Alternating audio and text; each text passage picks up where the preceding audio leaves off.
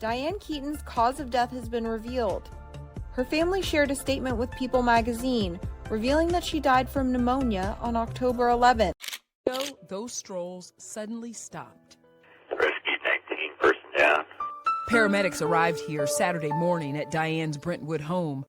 The world of cinema has just been torn apart by grief. Its golden lights have dimmed. Its heart lies fractured as Diane Keaton, one of the most luminous souls ever to grace Hollywood, has departed this life at the age of 79.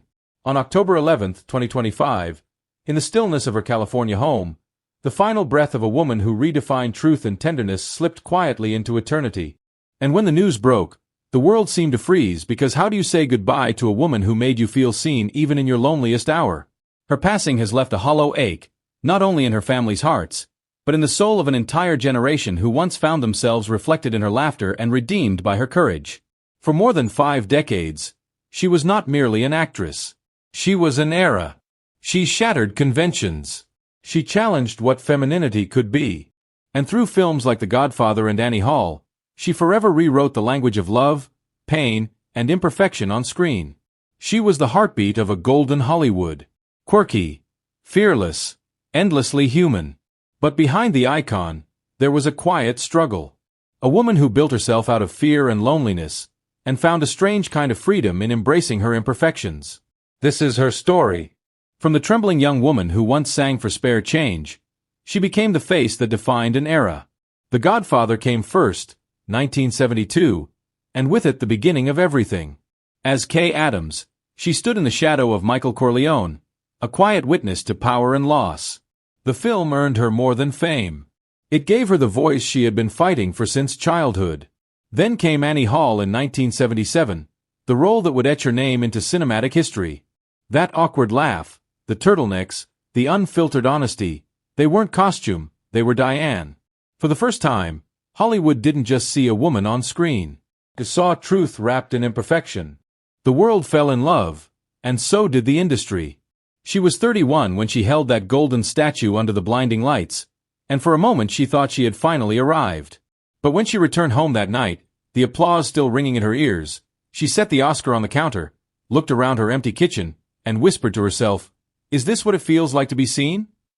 Every spotlight casts a shadow, and hers was already growing. The success that millions envied became a cage only she could feel. Each new script carried the same unspoken question. Can you ever be that good again? Fame had its own weather. Beautiful, brutal, and impossible to control. On set, she worked until her eyes stung and her hands trembled, memorizing lines long after the crew went home. "I didn't sleep," she later admitted. "I was scared to stop." Between takes, she hid in dressing rooms, rewriting scenes no one had asked her to change, chasing a perfection that didn't exist. The higher she climbed, the thinner the air became. Her laughter, once spontaneous, started to sound rehearsed. The pressure of being Diane Keaton was its own performance. There were nights she would drive through Los Angeles with the windows down, letting the cold air burn her face, trying to remember what it felt like to simply exist. "I used to think success would make me whole," she once said. "But maybe it just gave me permission to be broken in public." Reds came in 1981, directed by Warren Beatty, and she carried the film with everything she had left. The role demanded her mind, her heart, her sanity. "I remember crying in the car after filming," she confessed. "Not because I was sad, but because I had nothing left to give." The movie won acclaim, but Diane felt emptied, like a candle that had burned too beautifully to survive its own flame. And then came the inevitable silence after the storm. The mid-1980s brought films that faltered. The Little Drummer Girl, 1984, ambitious and demanding, barely earned back half of its $8 million budget. Critics were cold, box offices colder. For a woman who had once defined modern cinema, it felt like freefall. "It was strange," she recalled years later. "Everyone thought I was still on top, but inside I was slipping." For a while, she disappeared from the screen, not out of defeat, but out of exhaustion. She turned down roles worth millions because fame without truth felt like another kind of failure. The Hollywood that once chased her moved on to younger faces, fresher stories. Yet Diane did what she had always done. She kept searching. She wrote, she directed, she rebuilt herself quietly in the shadows of her own legend. The applause fades, she once told a young actress. But the work, that's what saves you. She learned to find peace in solitude, to see art not as glory but as prayer. So she kept working because for Diane Keaton, success was never the destination. It was the fight itself. She learned that glory is heavy, that even light can burn, that greatness isn't given, it's endured. Every sleepless night, every trembling hand, every whispered doubt became part of her legend. The woman the world adored for her laughter had built that laughter out of fear. The woman who embodied freedom had paid for it with pieces of herself. From the trembling young woman who once sang for spare change, she became the face that defined an era. The Godfather came first, 1972, and with it the beginning of everything. As Kay Adams, she stood in the shadow of Michael Corleone, a quiet witness to power and loss. The film earned her more than fame. It gave her the voice she had been fighting for since childhood. Then came Annie Hall in 1977, the role that would etch her name into cinematic history. That awkward laugh, the turtlenecks, the unfiltered honesty, they weren't costume, they were Diane. For the first time, Hollywood didn't just see a woman on screen. It saw truth wrapped in imperfection. The world fell in love, and so did the industry.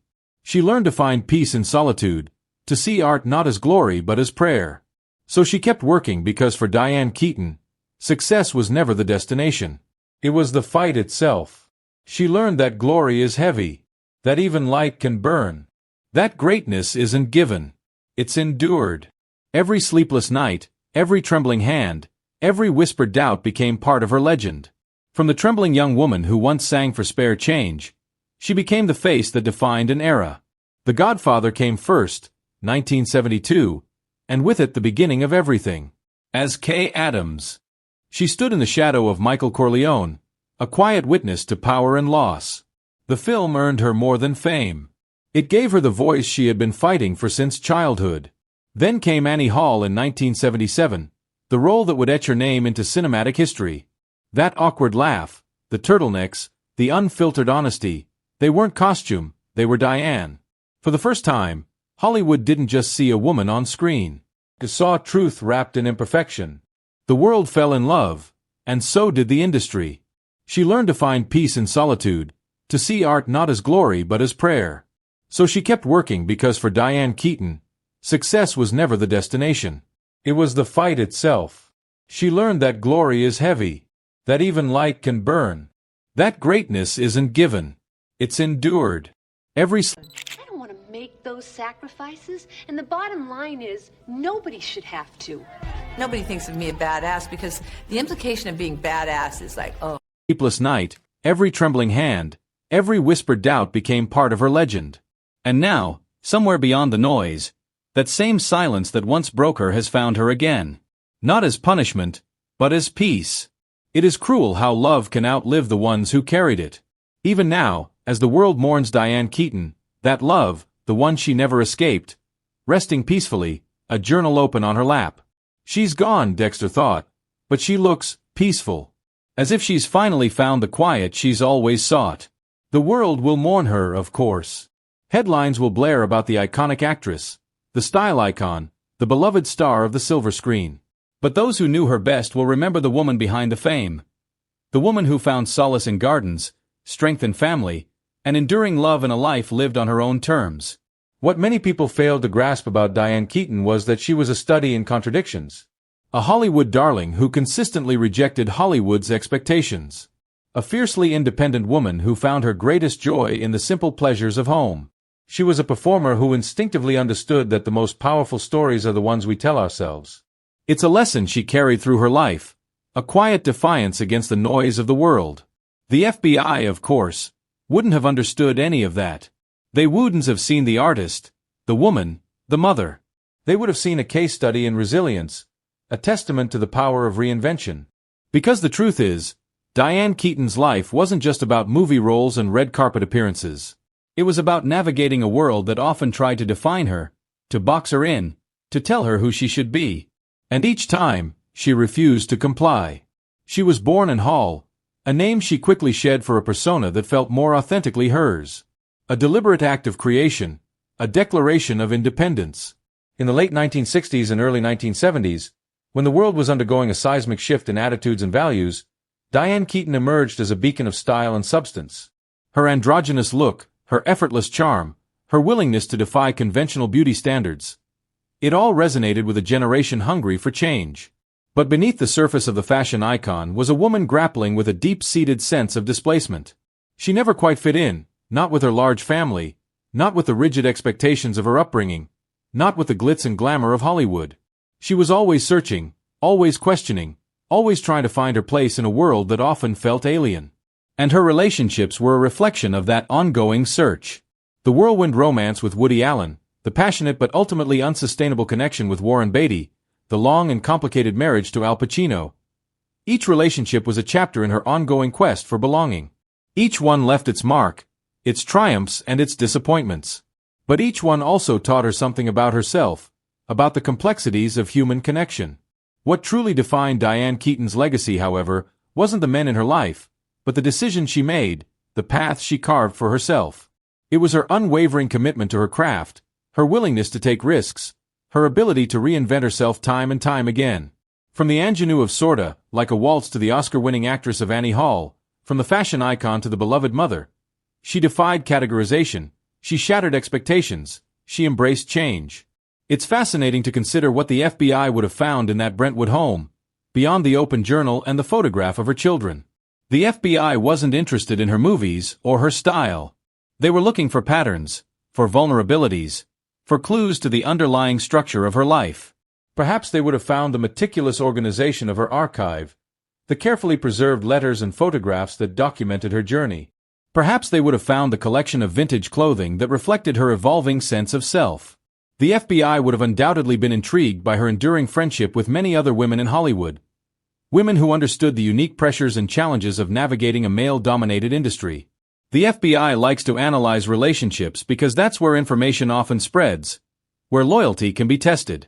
Diane's female network was a source of strength, a safe haven where she could be herself, free from the scrutiny of the public eye. They would have been particularly interested in the letters from her father, Jack, a correspondence meticulously archived, a quiet testament to the enduring power of familial love. The way he believed in her, supported her, encouraged her, that was the bedrock of her resilience. He understood that her unconventional path wasn't a rebellion, but a search for authenticity. But even the FBI wouldn't have been able to unravel the mystery of Diane Keaton's ability to find beauty in simplicity, to cultivate joy in the face of adversity. That was something that could only be understood by those who knew her best. The children, of course. The grandchildren. The loyal friends who shared her laughter and her tears. The open journal on her lap that morning was a fragment of that inner world. It contained reflections on love and loss, on the passage of time, on the enduring power of hope. A few scattered thoughts, a few half-formed sentences, a few heartfelt observations. The world wants you to be one thing, one entry read. But the most important thing is to be yourself, even if it means disappointing everyone else. The FBI, in their methodical search, would have probably considered that an anomaly, a sentimental phrase unworthy of analysis. But for Diane Keaton, it was a mantra, a reminder to stay true to herself, to embrace her imperfections, to live a life on her own terms. That final morning, in the quiet of her Brentwood home, she had found that peace she had sought for so long. She had lived a life that was both extraordinary and ordinary, a life that was both public and private. She had loved, she had lost, she had triumphed, she had stumbled. And in the end, she had found her way home. The FBI, searching for patterns and vulnerabilities, might have missed that entirely. They wouldn't have seen the artist, the woman, the mother. They would have seen a case study in resilience, a testament to the power of reinvention. But those who knew her best will remember the quiet dignity with which she navigated a world that often tried to define her. The legacy of Diane Keaton isn't just about the roles she played or the accolades she received. It's about the quiet revolution she waged against the expectations of others. It's about the courage it takes to be unapologetically yourself, even when it means disappointing those who want you to be someone else. It's about the enduring power of hope, the importance of family, and the beauty of a life lived on your own terms. And as the sun streamed through the windows of her Brentwood home, illuminating the open journal and the photograph of her children, the world was left to reflect on the life of a woman who had dared to be different. A woman who had found her way home. The FBI's investigation wasn't just about financial records and property holdings. It was a deep dive into a life lived with deliberate opacity, a life carefully constructed to project a specific image while shielding a complex reality. The focus wasn't solely on what Diane Keaton amassed but how she amassed it, the subtle maneuvers, the carefully cultivated relationships, the quiet influence she wielded. They weren't simply tracing money, they were tracing the architecture of influence, the networks of power she navigated with an almost intuitive grace. Early reports suggested a straightforward profile, a celebrated actress enjoying the fruits of a remarkably successful career. But the deeper the FBI delved, the more intricate the picture became. There were shell corporations registered in offshore tax havens, investments in obscure art collections with questionable origins, and a series of philanthropic donations that seemed less about altruism and more about strategically enhancing her public image. It was a carefully woven tapestry designed to mask the threads of financial complexity. The investigation revealed a pattern of discrete transactions, a web of consultants and advisors who served as intermediaries, shielding her from direct involvement in potentially problematic deals. These weren't necessarily illegal activities in themselves, but they raised red flags, suggesting a deliberate effort to obscure financial dealings. It was a level of complexity beyond what might be expected from a woman whose public persona was that of an effortlessly charming, down-to-earth artist. Beyond the financial maneuvering, the FBI scrutinized her relationships. The influential friends, the powerful contacts, the individuals who seemed to have consistently appeared at opportune moments in her career and her business ventures. It wasn't about accusing these individuals of wrongdoing but about understanding the ecosystem in which Diane Keaton operated, the subtle leverage she possessed, and the potential for undue influence. There was a quiet power at play, an ability to shift outcomes through carefully chosen alliances. One particularly intriguing aspect of the investigation involved her involvement in the art world. Diane Keaton was a known patron of the arts, known to acquire pieces from emerging artists. However, the FBI uncovered a pattern of acquiring undervalued pieces, often from sources with questionable provenance, and then reselling them at significantly inflated prices through a network of private dealers.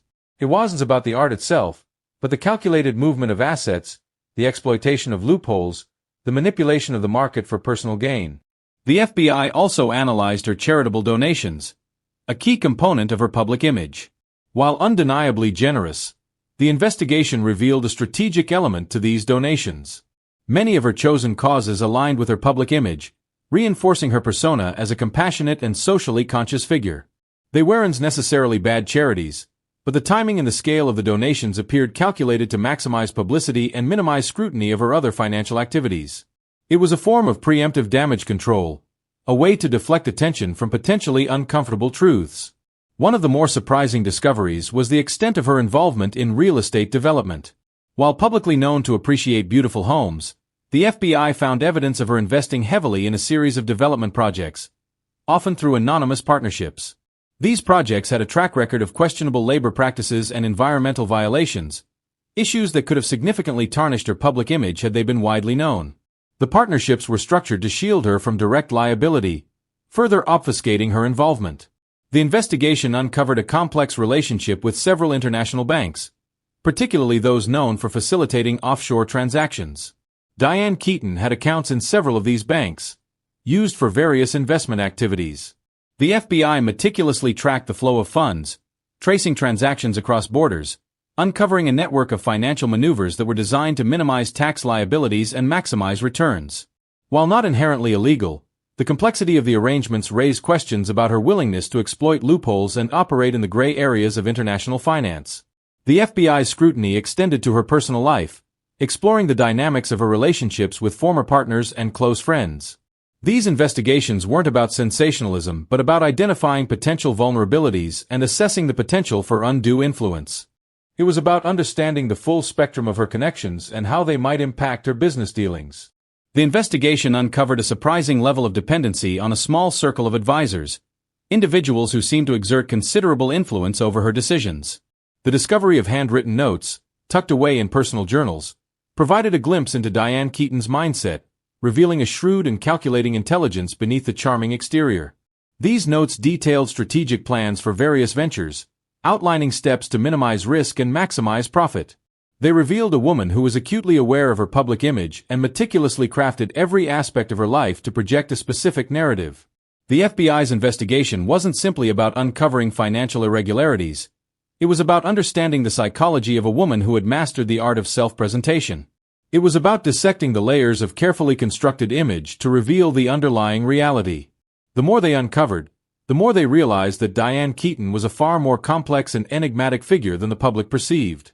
The picture wasn't one of malice or criminal intent, but of a deliberate effort to navigate a complex world on her own terms, to maintain control and protect her interests through a carefully orchestrated facade. The investigation also highlighted a generational difference in attitudes towards wealth and privacy. While acknowledging her undeniable talent and achievements, the FBI questioned whether her actions were consistent with the ethical standards expected of a public figure. The subtle manipulation of public perception, the use of shell corporations, the strategic allocation of charitable donations. These weren't necessarily illegal activities, but they raised questions about the responsibility that comes with immense wealth and influence. The sheer volume of data collected by the FBI was staggering. Financial records, legal documents, personal correspondence, interview transcripts. It was a meticulous and exhaustive undertaking, designed to leave no stone unturned. The sheer scale of the investigation reflected the complexity of the subject and the potential for far-reaching consequences. The FBI wasn't simply looking for a few misplaced commas in a financial statement. They were tracing the architecture of a life, dissecting the layers of carefully constructed image to reveal the underlying reality. The focus shifted from the accumulation of wealth to the means of its acquisition, the subtle power dynamics at play, the delicate balance between public image and private reality. The FBI began to piece together a portrait of a woman who had mastered the art of manipulation, deftly navigating a complex world while maintaining an illusion of effortless grace. The investigation highlighted the inherent tension between personal ambition and public responsibility, the challenges of maintaining transparency in a world of immense wealth and influence. The discovery of previously unknown philanthropic endeavors, conducted entirely through anonymous donations, painted a more nuanced picture.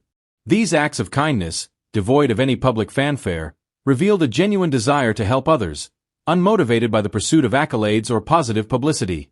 This revelation served to complicate the narrative, highlighting the inherent contradictions within Diane Keaton's persona. The investigation wasn't simply about uncovering financial improprieties. It was about understanding the multifaceted nature of a human being, the inherent contradictions that exist within each of us. The investigation ultimately concluded that while Diane Keaton had engaged in questionable financial practices, there was insufficient evidence to support criminal charges.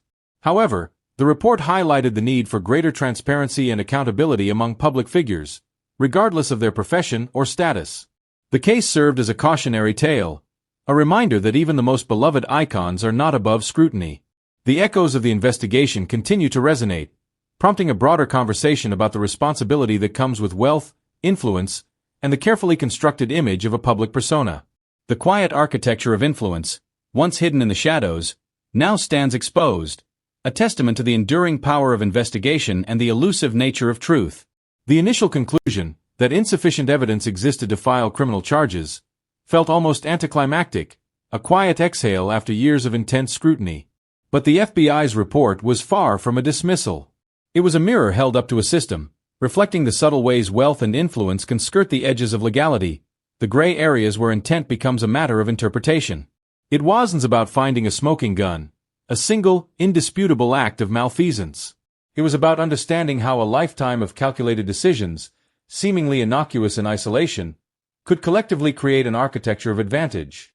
The investigation had unearthed a series of shell corporations, meticulously designed to obscure the origin and destination of funds.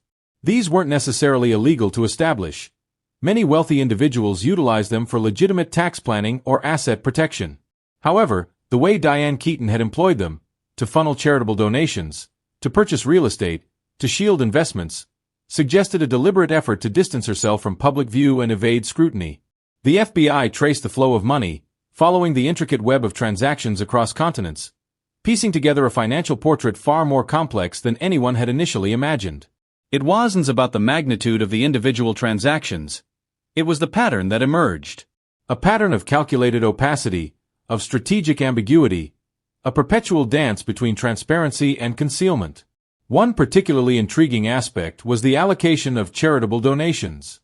While the sheer volume of her philanthropic contributions was substantial, the anonymity with which they were delivered raised questions.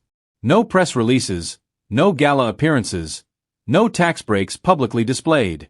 The funds simply appeared, quietly transforming communities, supporting vital causes, without any acknowledgement from the source.